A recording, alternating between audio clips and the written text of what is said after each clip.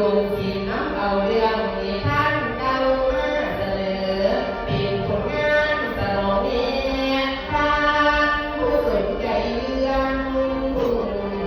หามันขวางขัดขวางคือพอลงเอาน้ำพาปาไปกับผู้ยา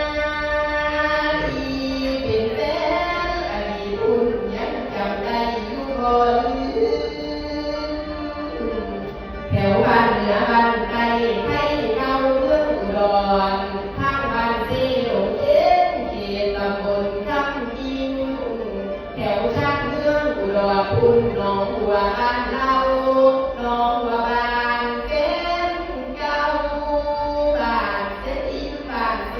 สบายบ่พ่อแม่เฮาโปรดอย่าลืมลูกเอามาซอยในงาน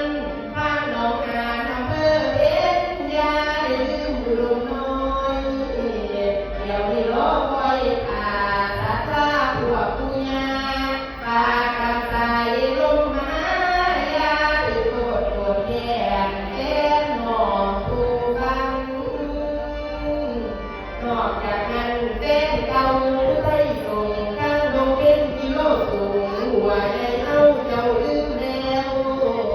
แถวสุเลิศสีจิ๋วหวยแปลงชุกพวงอุดมน้อยมาเป็นห่วงอันความห่วงความที่ปอดผู้เจ้าอุดมน้อยเมียนบ่ลื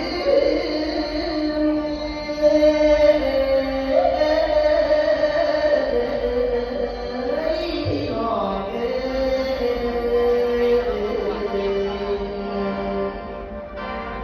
ออกจากบ้านเดินผ่านสายตอนนอนกอดเพื่อนเลี้ยงเมื่อผู้พาใหม่หลายลำคนกันอันที่ว่าอาบน้ำทานใดไทยเมืองนามีบิน